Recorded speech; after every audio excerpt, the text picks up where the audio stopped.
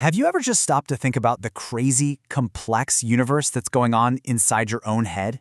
I mean, it's this constant buzz of thoughts, emotions, and, well, let's be honest, a ton of contradictions. One minute, you're on top of your game, right? You're being generous, you're disciplined, you're the hero of the story. But then, bam, the next minute you give in to some selfish impulse or you're putting something off for the 10th time. It really does feel like a constant tug-of-war happening right between your ears. And look, that inner conflict, it's not just you, it's completely universal. But what if there was a single elegant map to make sense of it all? A kind of unified theory of you. Okay, so here's our roadmap for making sense of that inner chaos. We're going to check out a physics model for the mind, talk about your mind's mass, the forces that move you, both the dark and the light sides, and then, the really important part, how to actually use this mental map in your own life. So to kick things off, we're actually going to borrow a really powerful idea from a totally different field, the world of physics. I know, sounds weird, but stick with me here. You know, for a long time, psychology has had all these different theories, but they often feel kind of disconnected from each other, like a bunch of separate islands of knowledge. Well, this framework is all about building the bridges to connect them into one big continent of understanding. And this is where that physics analogy really clicks. Think about the universe. It's basically made of matter and energy, right? Well, this model suggests your mind works in a really similar way. It has its own version of mass, which is your talent, and its own energy, which is your motivation. So let's dig into that first part, your mind's mass. What are these stable, foundational pieces that kind of form the bedrock of who you are? In this model, mass is basically your talent. It's your raw, natural potential. You know, your knack for music, your aptitude for numbers, your emotional intelligence. The key thing here is that this mass is neutral. It's not good or bad, it just determines the scale of your potential. The other piece of your mental mass is your personality. And you can think of these 4 core traits as your mind's factory settings. There's openness, how curious are you? Conscientiousness, how organized? Extroversion, do you get energized by people? And neuroticism, how prone are you to stress? These stable traits pretty much shape your default reactions to everything.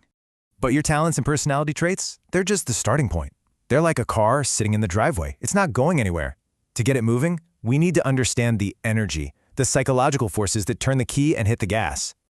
These forces are the real engines of your mind. They're your motivations, your drives, your impulses, all that stuff that's constantly pushing and pulling you in different directions and actually making you do things.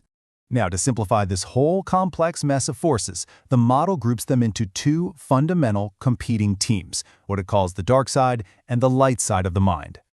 First up, let's talk about the shadows, the dark forces. These are your inner villains. And look, we all have them. They're the primal, self-interested drives that are behind some of our not-so-great behaviors. The model points to 4 main dark forces. There's greed, that insatiable desire for more. Violence, the impulse toward aggression. Manipulation, the urge to control or trick people. And apathy, that chilling indifference to others. And remember, this isn't just for supervillains. These are shadow motivations that can pop up in any of us. But of course, there has to be a counterbalance, right? Let's flip the coin and talk about the light side. These are your inner heroes, the forces that pull you toward your better nature. So on this team, we have the positive forces. Truth, our drive for honesty. Kindness, our capacity for compassion. Beauty, our appreciation for creativity and harmony.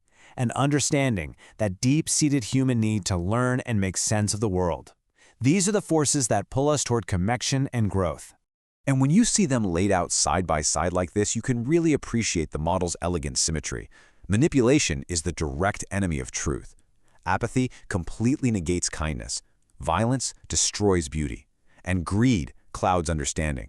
I mean, this is the fundamental conflict we're all navigating every single day.